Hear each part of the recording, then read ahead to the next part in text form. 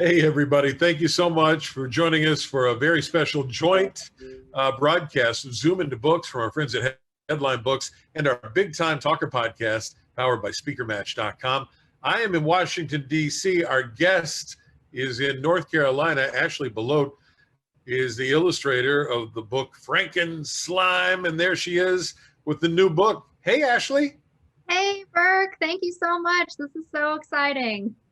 Congratulations on Frankenslime, and there it is. I saw the best video ever of you opening the box of books for the very first time. Yes, it was very exciting. There's nothing like seeing it for the first time. It's full of excitement as well as a few nerves because you want it to look as good as you hyped it up in your mind. And I am proud to report it is better than I even imagined. So I was very thrilled. Well, it's got to be hugely satisfying that something that pops out of your head goes full circle, and then it becomes this book with a major publisher, and there it is. Yes. It's a dream come true beyond my wildest imaginations. And I've really been looking forward to something like this literally my entire life. So I've been, going to school for this and taking classes and going to conferences and everything. So all of that work has kind of culminated into this project, and I'm extremely proud and very excited to finally be able to share it with the world. Now, you're also going to share a whole bunch of really cool information with us today and fun stuff. I've got a bunch of questions. If you're watching or you're listening, you have questions, send them to us in the chat room. So let's dive in. I want to get started with you, Ashley, the illustrator. All right. Right. So now you said you started drawing when you were a kid. So how you look at that? That book looks amazing. Frankenslime, by the way, written by Joy Keller. Ashley is the illustrator. How old were you when you started drawing? Well, I was about 2, according to my mom, who I've asked this question a lot. And my parents were busy one day and I needed to be occupied somehow. So they handed me a crayon and put it in my hand and then, made a circle, and they're like, do this. And I never put it down since then. So I've been always with a pencil in my hand or a crayon, or now I work on an iPad, so my Apple Pencil. So it's really just something that I have done my whole life and have been very fortunate to know what I wanted to do with my life, and it's definitely art. I'm really not good at anything else, so it was this or nothing. Glad this worked out then for everyone. Yes, you and me both. Or Ashley Belote would have been living in a van down by the river, but now she's illustrating books all over the place. All right, take us through the journey of being an illustrator. I want to know everything. Absolutely. All right, so there you can see my fun cover. I'm so excited about this story. So yes, I'll just take you through my journey of being an illustrator. So just to tell you a little bit about myself, I have obviously been drawing my whole life. I grew up in northern West Virginia in a tiny town called Terra Alta.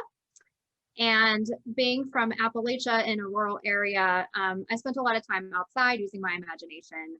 So I was very fortunate in that respect to have a lot of time to think and to create characters. I majored in art in high school. I went to Preston High School, go Knights. And Go Knights. Yes. And continued my study of art at Alderson Broaddus University. And I did a dual track in drawing and painting while I was there. So learned a lot of basic fundamentals. Even if you major in fine art and change over to illustration, there's so many things that you learn in fine art that transfer over, basics of character composition, color qualities. So there's all types of information that can, again, carry over from those two very different forms of art. I went to WVU for a year and majored in painting. And then that's when I really decided that illustration was the track that I wanted to pursue. So I enrolled in the whole book approach course, instructed by an amazing author, Megan Dowd-Lambert, that was taught through the Simmons College Satellite Program at the Eric Carle Museum of Picture Book Art, which was amazing. Oh my goodness. So there's a picture of me in the Hungry Caterpillar at the museum. How old are you? Stop that. You're like a kid that never grows up. That's amazing. I make picture books, Burke. I'm not supposed to grow up. I love it. Yes. So then from there, I decided that I should have a bit of a business sense. So I got my master's in arts administration from the University of Kentucky. A lot of nonprofit work, and again, just some ideas about business in general, to kind of round out my education. And then I just apparently really love school because I decided that I still wasn't quite done, and enrolled in a traditional animation course instructed by the amazing legend Don Bluth. And You actually get to meet Don Bluth. Oh, you did really get to meet Don Bluth. That's him. I did. Wow. Now I'm an animation geek, so I know who Don Bluth is. But for people that may not recognize that name, drop some Don Bluth on them, and they'll know the movies. All right, you got it. The Land Before Time, first movie. That's all you need to know. He is a legend. Secret of Nim is also a great one. It's amazing when you Google his name and you see all these movies just start to drop, and you're like, oh yeah, I've seen that. I had no idea. And the fundamentals of animation have served me so well in illustration. That kind of leads me into my next thing here. This is an example of one of my animations from my time in his course. And the thing that I think I learned that has served me, one of the best things I learned was staying on model. It's really hard to make a character look like the same character when you draw it over and over again in different positions. And in animation, that is the core. Your character has to look the same, whether it's turning around, jumping, swimming, flying. And so learning to stay on model was extremely important. And I don't know if you can see it, but there's a little 75 right here. So just to keep it in perspective, that's 75 drawings that went into that little spread there. Here's my Donald Duck. Donald Duck, yes. So some great lessons. Again, just fundamentals of character design and staying on model. Did he do All Dogs Go to Heaven? Was that his too, Don Bluth? He, like I said, it's just amazing the things that he has been involved with and that he's still teaching. He is very generous with his time and with his knowledge. And the program that I went through, again, has served me so well. And the group that I took the course with, we all still stay in touch. Some of us on social media and everything, and we're spread all over the world. Right. When we met in person, some people traveled to America for the first time to come to that class. So we all just, you work with people for a year, you get to know each other. And then we met for a year, or for a week long, like intensive, with him at the end of the program. So it was an extremely rewarding experience, and a lot of, like I said, a lot of those fundamentals have really carried over. If you're just tuning in, by the way, maybe you're scrolling through and you caught us on Facebook Live, or you're watching on YouTube, or listening to the Big Time Talker podcast. Ashley Belote is our guest, and we're talking about illustrations and animation and all the fun stuff that keeps us eternal children. You've got some portfolio stuff.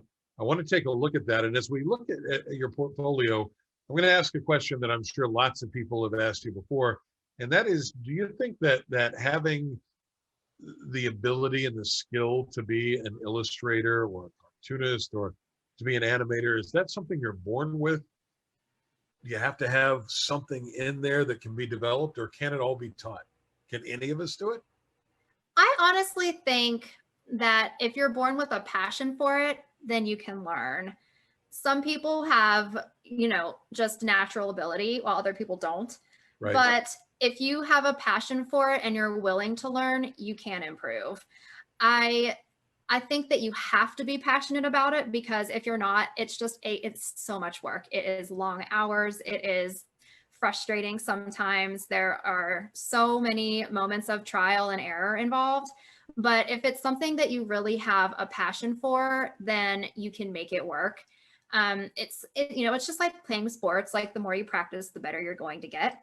Right. And as long as, like I said, as long as you have that fire, that passion to want to get better, then it is absolutely possible. It's mostly you have to be able to think of the concepts, I think. A lot of this is mental. You've got to be able to come up with the scenes that you want to illustrate. And a lot of that happens organically by just doodling. So I think a lot of people, if they have hesitation about drawing, they do so because they think that the first thing they have to put on the paper has to be perfect. But that's absolutely not the case, which you'll see here in a few minutes when I get into my sketches. Not everything starts out pretty. So as long as you're willing to practice and continue to work on it, then yeah, absolutely. So this new book, Frankenslime, that you did, you worked with an author that you didn't know.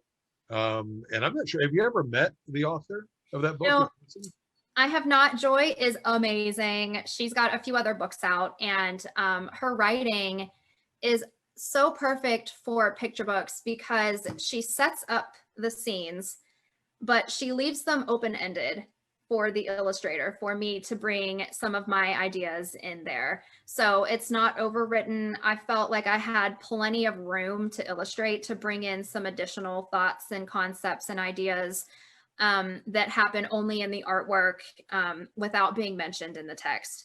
So it was really neat. I come from the independent publishing world where I have worked very closely with a lot of the authors. And so this was a completely different situation, but it was really, really neat because I had complete creative freedom. There were 2 art notes in the manuscript and nothing else. So it was very neat to watch everything kind of organically develop throughout the process. I want to look at some of your artwork here. If you can put one up, and while we take a look at this, you said something that triggered a question, and that is, how difficult, how tough the job can be. You have to really be passionate about it.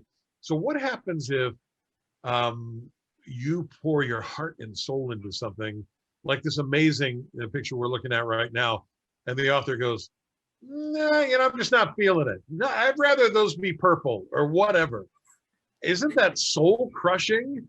How do you overcome that rejection? Well, being in art school, you develop a thick skin real quick.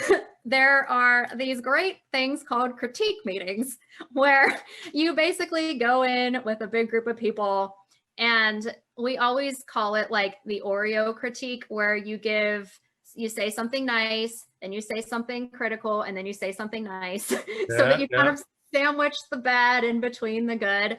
Personally, that doesn't bother me. I know that if somebody, my art director, for example, if they want to change, it will ultimately make the work better. Right. And they do this for a living. They are good at their job, obviously.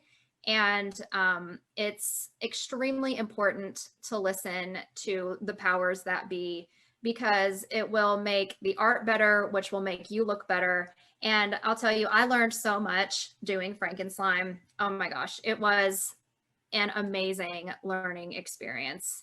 And I have learned things through that story that I have then been able to apply to my additional artwork after that book, and just in my personal work in general. So it's not very soul crushing, I promise. It's just a fact of life. If somebody wants something different, you just say, okay, and then you change it and you move on. All right, good. What are we looking at here? So these are just some pieces from my portfolio. It's very important when you're an illustrator and you're trying to get work to assemble a portfolio that you can have either, we're in this virtual world still. And we as illustrators need always to have an online presence, a website. Your Instagram page is a great portfolio tool. But also, as things are starting to reopen, we will be going back to conferences, and there's some amazing opportunities at conferences to show your work. So it's important to just create a body of illustrations that kind of show the type of work that you would like to be hired for. A lot of my stuff is funny. I tend to go on the cuter, whimsical side of things. That's where, that's my passion. That's my type of style. If an illustrator is really good at drawing cars and you want to be hired for picture books about cars, fill your portfolio with cars. You know, it's one of those things where you have to showcase what you want to be hired for. So if you don't like to draw flowers, then don't fill your portfolio with flowers, because again, that's not what you're passionate about. That's not what you want to work in. So, but I think that, you know, as illustrators, you kind of get a sense of that as you're creating work. And so you kind of know the type of illustrator you are and how you want to present yourself to potential clients. It's important to show a lot of diversity in your characters, in your settings, just to show that you can do a multitude of different things. You don't want to be pigeonholed into just drawing flowers, for example. You know, you want to show a little bit of versatility. You know, even if you do just fill your whole portfolio with cars, show, you know, bird's eye view, worm's eye view, multiples, crowd scenes, spot illustrations. There's a lot of ways that you can make your portfolio interesting, even if it's all based around the same type of subject matter.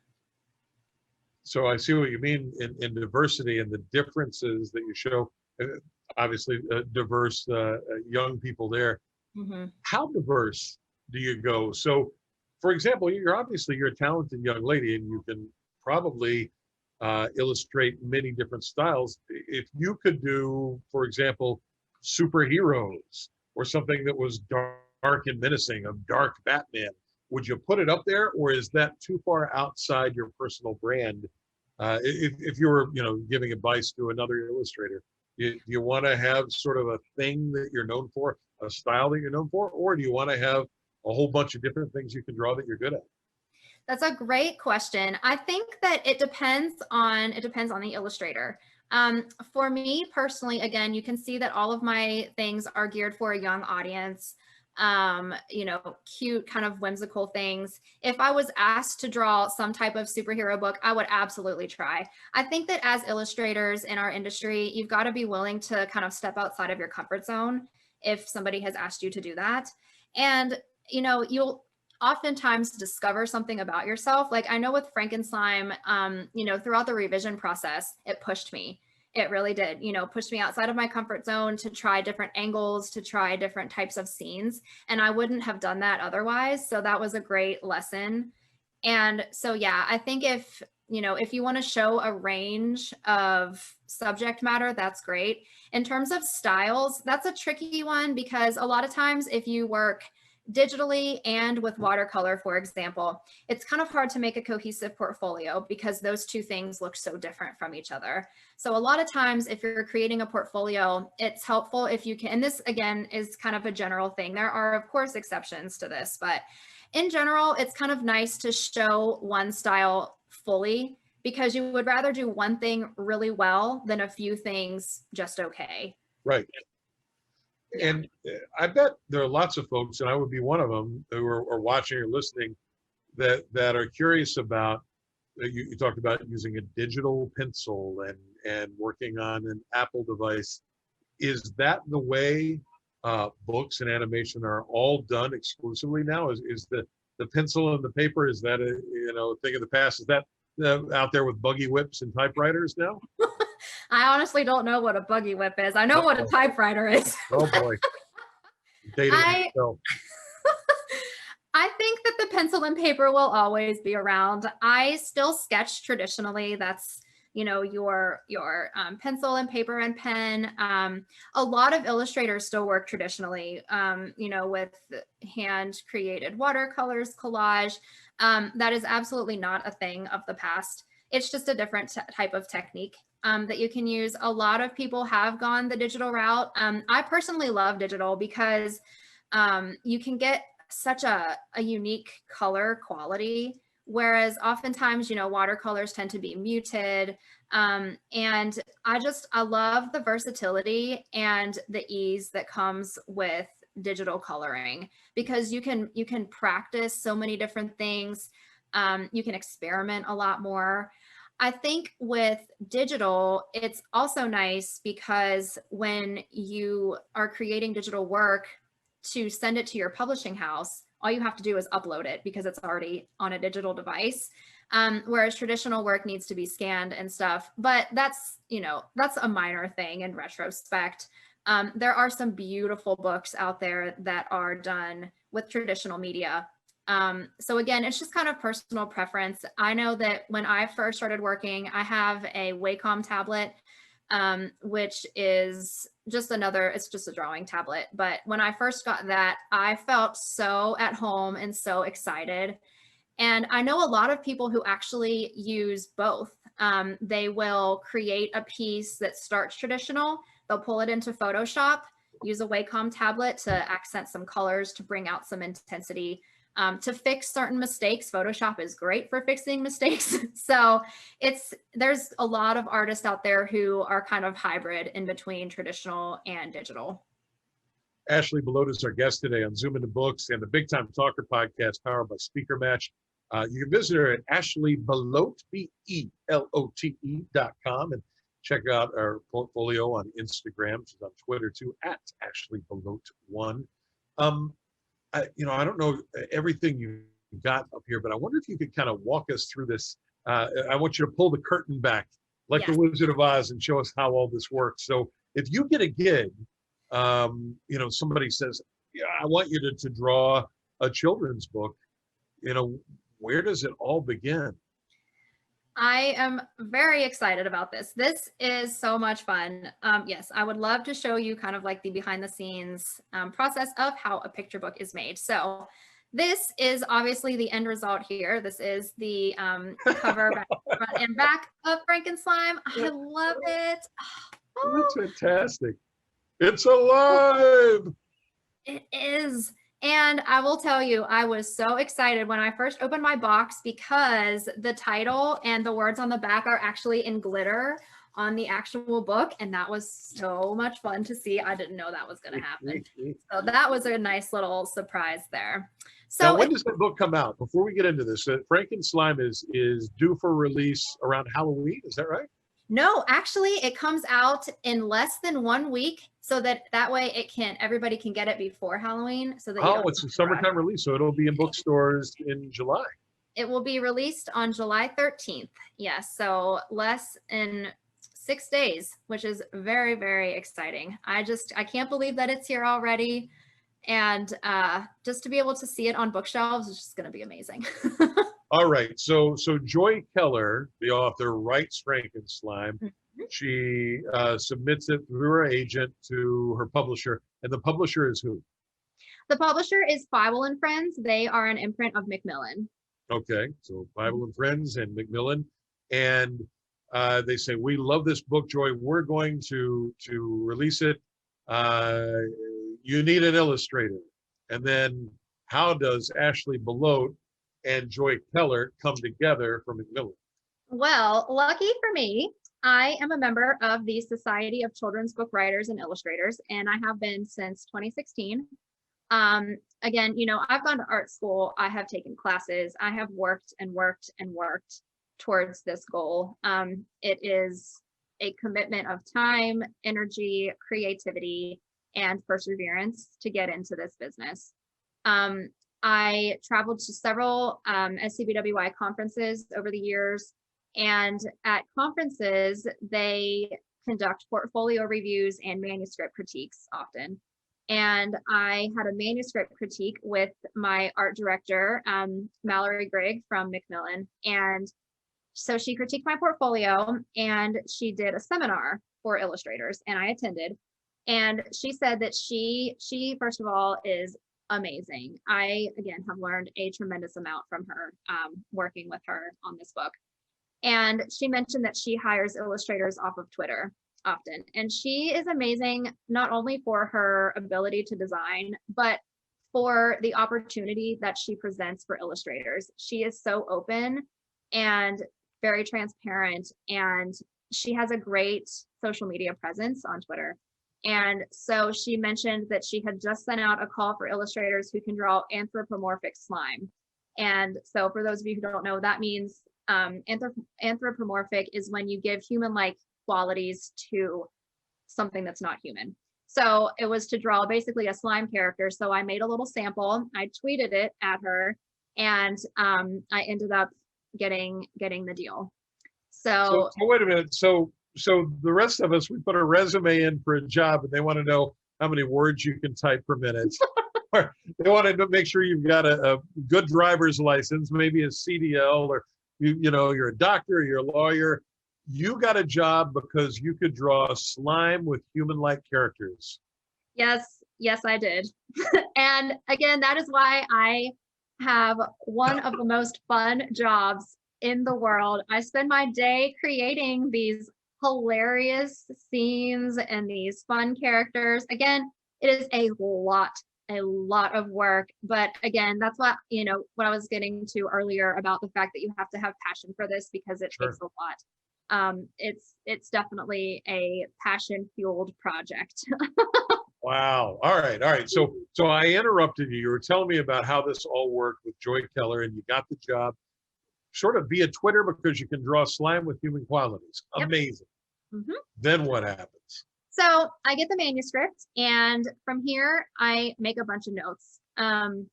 I just kind of comment on different things that I want to highlight, and then I start making some character design choices. Again, my original tweet included the character who is Victoria, the main character, little girl scientist from the story. So I had her down pretty well, but these are the sketches that I had done prior to submission, just to try to highlight, a little girl scientist. I love, to female empowerment. So, we need a girl scientist out there. And then Igor kind of came after I got the manuscript. So I played around. You can see I went through several different designs for Igor. You've got to have, this is again something that I learned from Don Bluth, is every single frame of a character needs to be appealing. So I ended up with that little guy on the right. And again, then I tried to see what it would be like to pair them together. So a few more designs, and then ended up with this final version. I knew that I wanted Igor to be quirky. I mean, his name's Igor, so right off the bat, he is already quirky. Right. Yeah, so I gave him two different shaped eyes. You can see down here, he has a little eye and a big eye, and he has a chunk taken out of his ear over here. So, it's just anything that can make a character like iconic and fun and funny, because he's definitely the comic relief present throughout this story. So he is such a good sport too. I'll tell you, I put him through all kinds of stuff, and he never complains, not one time. Does with Igor and what's the young girl character's name? Victoria. So with Igor and Victoria, how much direction did you get from the author or from the publisher? Did they say, Victoria is this age, or she's heavy, she's thin? Igor, did they tell you, what breed of dog? How much latitude did you have with this? So with Victoria, they liked the original sketch that I had submitted. So she was kind of set. For Igor, they gave me they suggested two different breeds of dog that it could be. So I just kind of started to draw each of those individually, and then I would take portions of each sketch that I liked and then kind of mash them together to create Igor. And then, adding the little, I didn't want to put clothes on Igor or anything, because he's, I needed him to be like the pet figure. So I just gave him some accessories, that little collar and his little safety goggles there to match hers.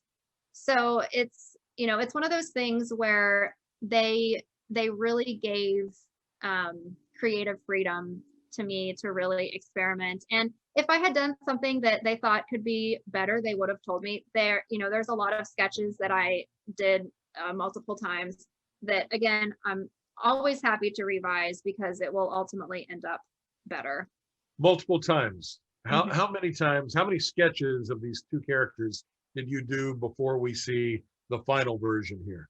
So it was a few pages. I was, these characters, after reading Joy's story, again, she's just a brilliant writer, and the way that she talks about the characters in the book really it gave me anyway, a great visual of how the two of them would interact.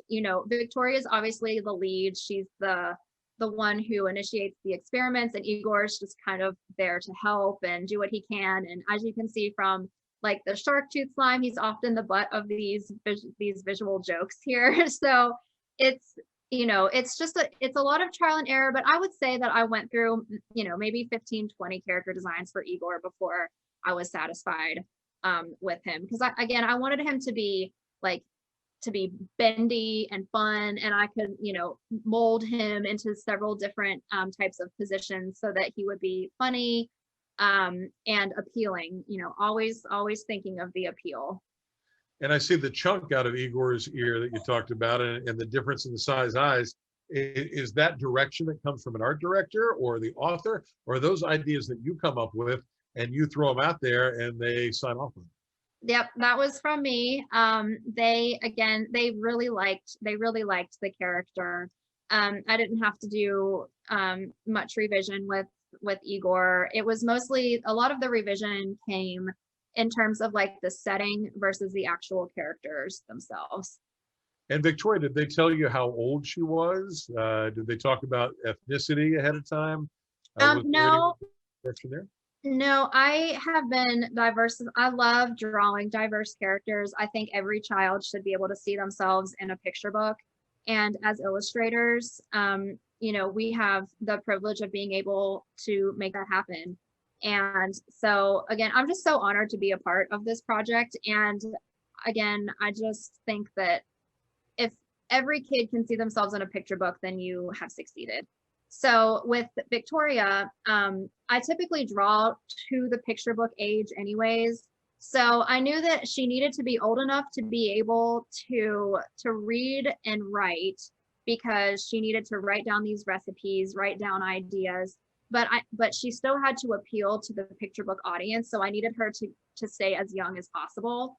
The age range on the book is 4 to 8, but even younger kids will still like to look at it. You know, little kids just love pictures, so they don't really, it doesn't really matter if it's for like, you know, even younger, because the pictures are just fun, and even if they don't understand the story, it's something that they can grow into.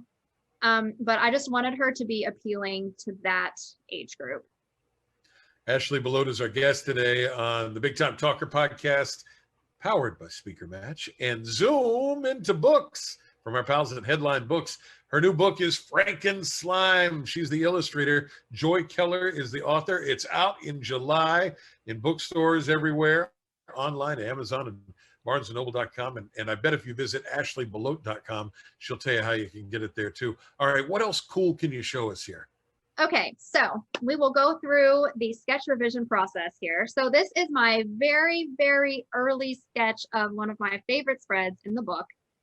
This is where Victoria has grown bored with creating what she calls dull slime, and where she decides to start to experiment and go really crazy with her ideas. So this was my initial concept. Again, it's extremely rough. And if any of you out there are contemplating getting into illustration and you think that everything that you draw has to be perfect, look at this, because this is very far from perfect. And did you do this with the digital, what do you call it, a digital pencil? Yes, I have an iPad Pro, and I do all of my work in Procreate with an Apple Pencil. And I sometimes still sketch traditionally if I'm just like thumbnailing or getting some concepts out, but then I'll move to digital, because when you work digitally, you can use different layers in your files. So if you draw something and you're not sure about it, you can hide that layer, draw something else, and then change your mind, and then bring that layer back. So it allows you to have the freedom of true experimentation, just like Victoria. So this, so again, this is the very first version of one of my favorite spreads. So then I clean it up. And who sees that, Ashley? Does anybody see that? Like you? Just you guys today.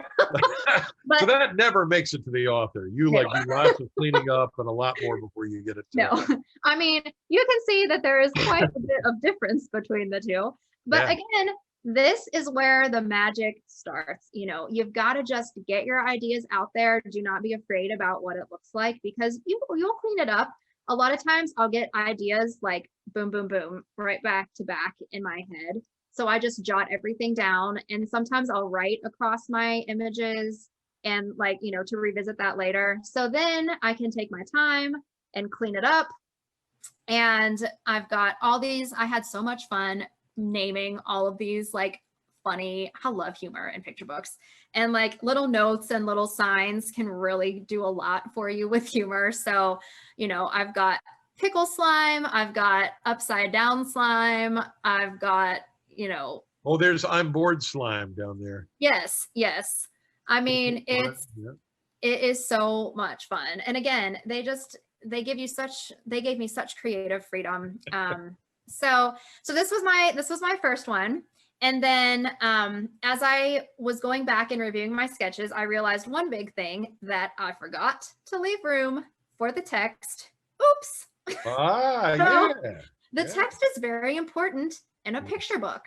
Very important. So obviously a little bit of revision had to happen. So I took out a few and then ended up ultimately with this as the submitted sketch.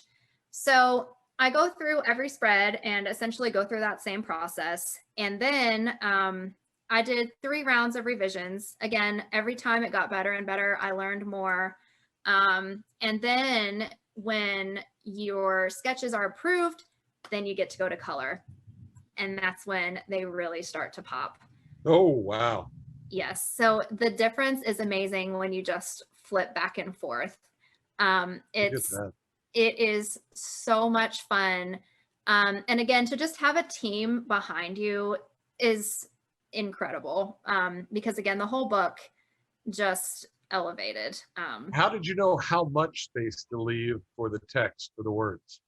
The art director just kind of let me know where she wanted to put it. Okay. Yeah. Sometimes, like, you know, as you're sketching, it's important.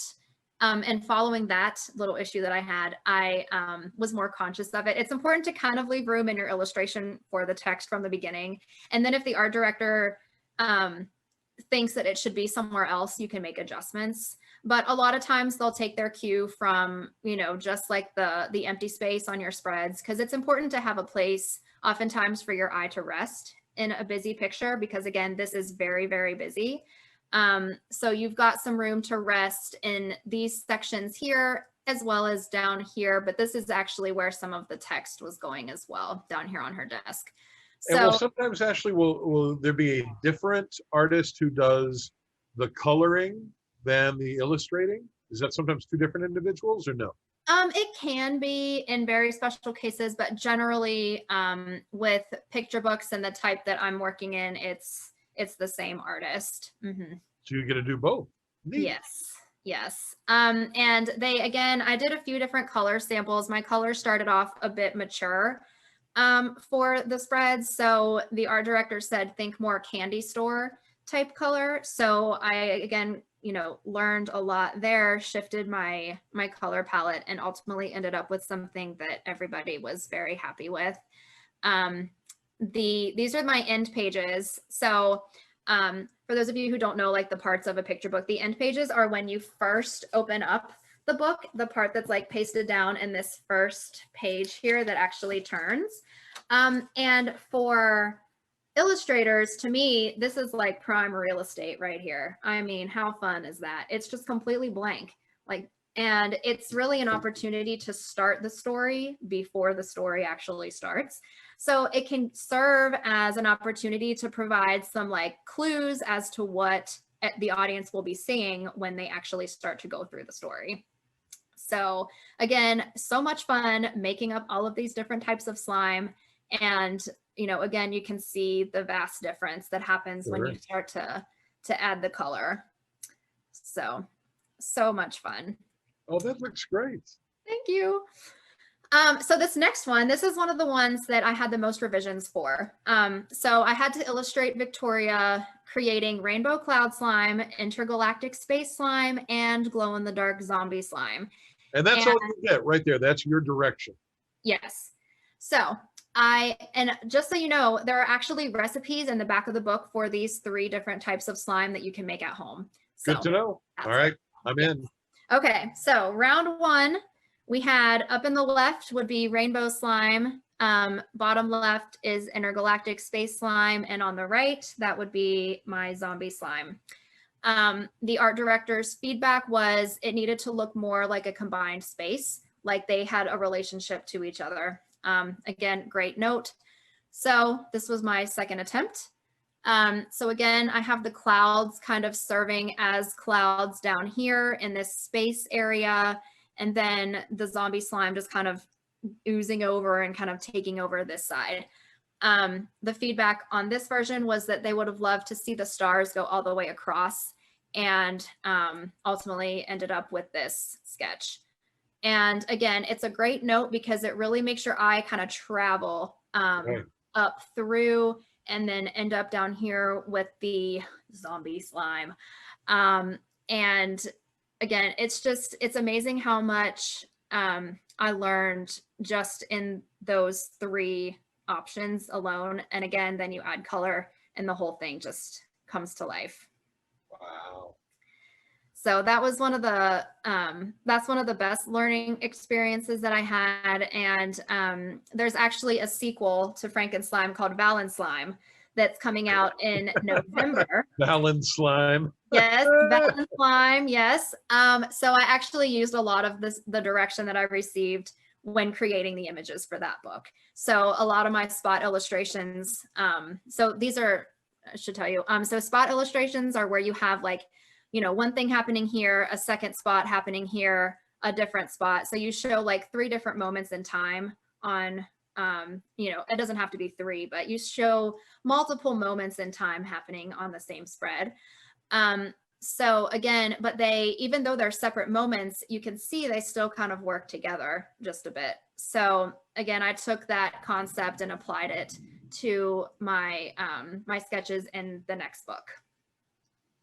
Wow, this is great. Ashley Belote is our guest today. We're talking about Frankenslime, her brand new book that she's illustrated. It's out later in July from Macmillan, and Joy Keller is the author. AshleyBelote.com is where you can find her online. And she's at Instagram and Twitter and all over the internet now. Look at this. What are we seeing here? So the cover, we have arrived at the cover. So the cover is everybody's first introduction to your book. So it's very important. This was my very first cover concept. And went through a couple more until ultimately ending up with this one. And this is so great because it really focuses on the character. It hones in on her. It shows Igor in the background. So you automatically know who the main character is, who the secondary supporting character is, and a little bit about what's going to happen. You see her holding some slime. Again, you just get all these hints. So we ultimately ended up with that, and then played around with some different color concepts, some different type of like background designs here, and ultimately ended up with this color scheme and this overall design in general. So the slide right before this one, Ashley, there were differences, and it's like the thing you see in the newspaper, in magazines, or online, where you have to try to pick out little things that are different. Yes. Exactly. So and I'd love it if you would leave that up on the screen for a second, because sure. I think this is one of those situations where most of us don't realize how many different iterations go into a silly little kid's book about slime, right? Yeah, I mean, it's so fun though. Like, it's like solving a mystery or something. It's trial and error to me is extremely fun because with every attempt you learn something. And it's kind of like with my character design, I'll sketch several different options, but then take the elements that I like from each one and combine them into one thing. So, try different colors for the background, different colors for the title.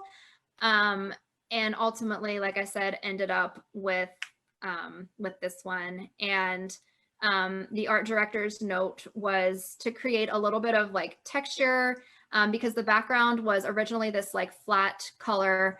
And so I just added a little bit of this like shading behind it to make it seem like it has a little bit more depth to it. And even just a small note like that can really change a lot. So again, I cannot tell you how much I learned throughout this entire process.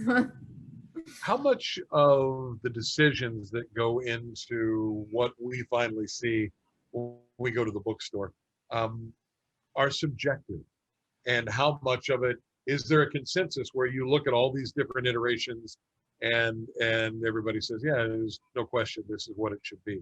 Because I would have to think that a lot of art in general is very subjective. It is. It is. Books are subjective. Art is subjective. It's just the nature of the industry.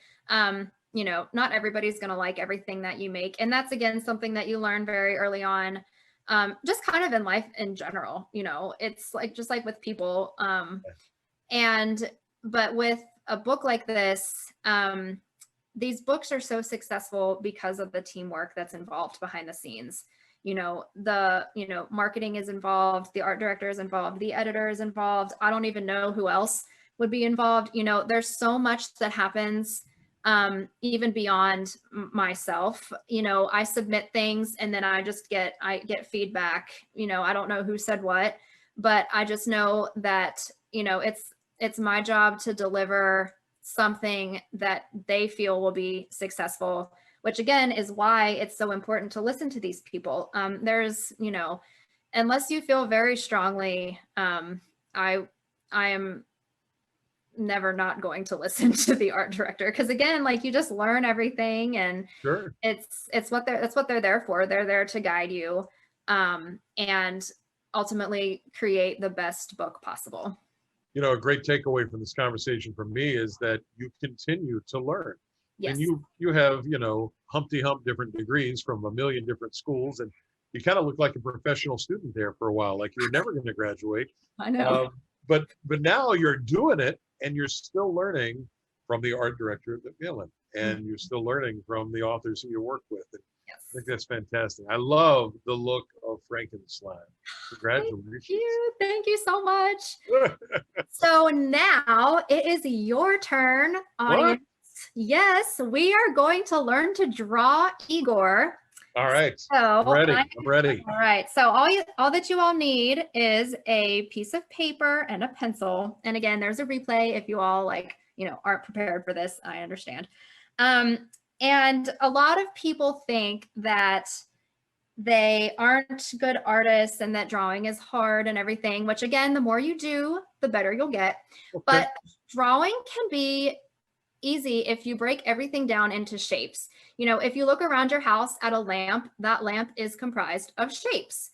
If you look at, you know, just objects in general, there's so many shapes around us. So if you break things down into shapes, it's really fun. So we're going to start with Igor here. Again, I'm drawing in Procreate on my iPad. I have my Apple Pencil with my Apple Pencil gripper on there. These are very nice tools if you do draw digitally. They're like $7 online or something. Help prevent arthritis for your fingers. That's very important. That's good. Yes. Okay, so we're going to start out with a box. So just draw a simple square for the base of Igor's head. Now, next we're going to come in with an oval, and this is going to be his muzzle area there. And see, already, even with just these two shapes, you can see Igor kind of coming out there. You go offset this circle, this oval just a little bit, and then we're going to bring in a triangle right here for his nose, and two more triangles up top for his ears. All right. All right. Now, we're going to start with his eyes. So we're going to do his tiny eye first. So it's just like a little sideways oval, the little circle. And whenever you're drawing pupils, you always want to leave that little white speck because that will bring life into your image. Then we're going to do his big eye here. And whenever you've got a character with two different sized eyes, it can look strange if you add the pupil in the wrong place. So you want to try to keep your pupils along a linear line. So you can see that mine kind of match up here. So it's important to try to kind of keep those in line, and that'll make your character look normal. All right, now we're going to add our eyebrows. Eyebrows are a fantastic way to get expression into your characters. So never discount the eyebrows. They can tell stories of their own. Eyebrows are important. Okay, got it. They are, yes. So now we're going to kind of soften our line here on the outside edge of his head and also kind of curve this top line. Again, you can kind of start seeing Igor come to life. Now this line over here on the right side is going to stay straight. And this is something that I learned in animation, is a balance of hard and soft. Straight lines tend to be hard, curved lines tend to be soft. And if you pair these together, that combination just creates such appealing images. So you've got this straight line paired with this soft line here. Got it. So now we are going to add his safety goggles. Safety first. They're playing with lots of different things. So we want to bring our curved line right around his eyes here so that we have his safety goggles and then just a little strap to kind of connect them to his head so that they'll stay on. All right. Now we're going to play with Igor's mouth a little bit. So we're going to accentuate his cheek on this side and then bring in his big smile this way. And the rest of that will be his, like the bottom of his jaw. So you can just draw a straight line there and then just kind of connect it back.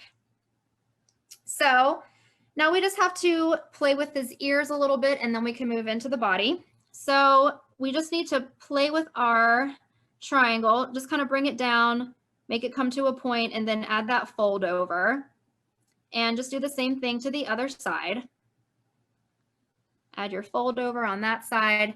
And of course, we have to take out the chunk of his ear. So just erase a little bit on that left side and add your little concave line to make that his characteristically funny looking section there. All right, and now we're just going to draw a line here because he's got some patches of gray and some patches of white. So that'll just, once you take this, you can add some color to it. Again, when you're drawing a character, you want them to be interesting, but you don't want them to be distracting. So it's just a little, you know, a little quirk of his, some different colors happening there. So now we're going to move right into his body. So his body, super easy, is just a triangle. So just sit his head on top of a triangle. And he's going to be sitting down. So now we're going to draw some more triangles, one for his leg, one for his foot, one for his other leg, and his other foot. All right, so again, we can bring in some more triangles to the front. So just draw like an upside down or like a V, and two more for his front feet. And again, before we even add details, you can already see that he is here. So we're just going to soften our leg lines a little bit. So just kind of curve there, add little lines here to show his legs are bent. Soften this part. And then big. Yeah. And then add some little curves at the end of his feet for his toes. And we're good. So then you've got his little feet sticking out in front here, and draw one line to kind of separate his two front legs. And then you can add this little curve to show his body there. And then the last part is his neck. He does have a little bit of a neck. So a curved line up here underneath of his head, followed by a second one. And then his body just curves out from behind it. Again, he's got a little bit of a hunchback like the real Igor, so that you can kind of, you know, connect that to reality if you've seen the original one. So then you can clean him up from there, add some color, and you have an Igor. Look at that. You have an Igor. You have an Igor. And Ashley, I want you to know, I also have an Igor. Oh my gosh, Burke, you did a fabulous job. Huh? I love it. It's amazing how simple drawing can be if you just break it down into shapes. That's great. So I kept waiting for you to add a happy little tree, but there was no happy little tree. You know, all dogs love trees, so you feel free to add as many happy little trees in the background as you think Igor needs. Hey, I know we're running on time here. I have two more questions for you. And then if you're watching or you're listening and you have a question, be sure to send it in for Ashley in the chat room. I'm sure she'd be happy to stick around and answer them. Other people that you went through this animation course, what are they doing with it? And are there any names that you can drop? Oh, so there's a lot of people who are in different areas of art now. Some of them have gone in further into animation. I went the illustration route, Right. and there's some that have gone the writing route. We learned a lot about the makeup of a story in that course. And then Don Bluth's assistant, Laval Lee, he is an amazing artist, and he is going on to do some amazing things. Again, he works with him anyway, so he was kind of like the moderator of our classes, and he helped us out a lot. And he is doing some big things now. So it was just such an amazing experience that I will cherish forever. And again, it's the relationships that have really been fun to watch. So if you go into illustration, book illustration, do you ever cross back into animation or other disciplines or writing? I mean, can you do all of these things? So I have actually been contracted for some author illustrator projects, which is really fun. I've got one coming out with Fievel and Friends next year called Listen Up, Luella, about an elephant. And so I wrote and illustrated that book. So again, it is fun because as an illustrator, oftentimes you'll create characters and not really know what to do with them. And so being able to write a story around them now, I get a lot of encouragement from my agent, Mo Ferreira from Bookends.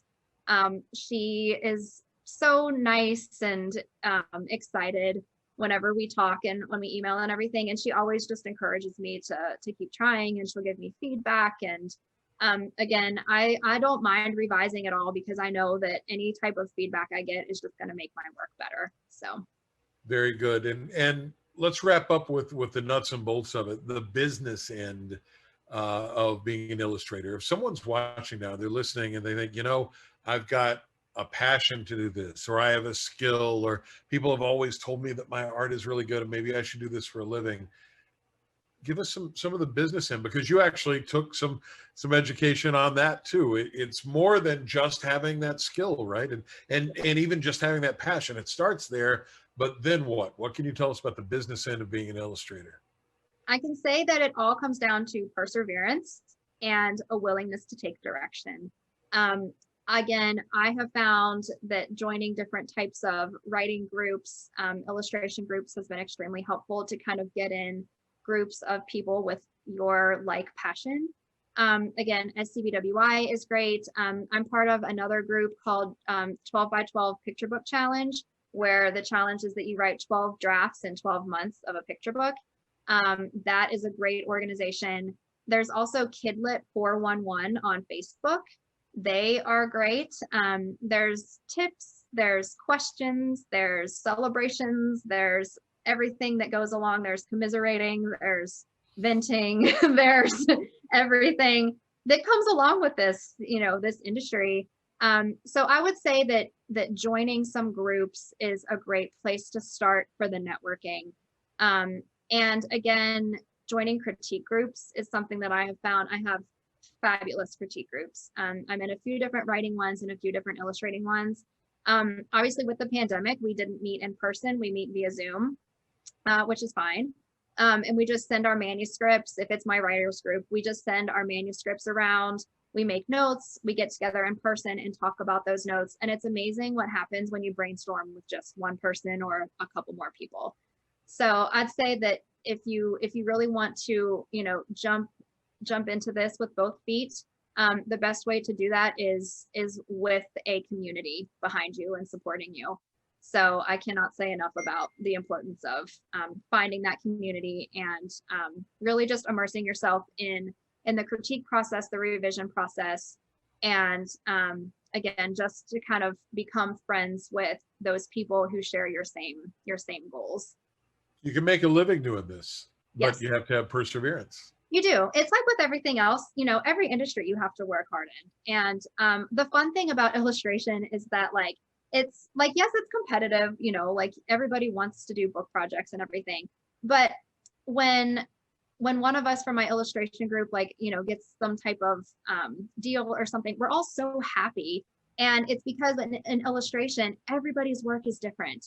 It's not like you and the person next to you can make the same thing. So everybody is, it's kind of a level playing field in terms of the ideas, because nobody else can come up with the same ideas that you can. So it's just so much fun. Such a fun industry to be involved with, and I just feel so blessed to be able to do it.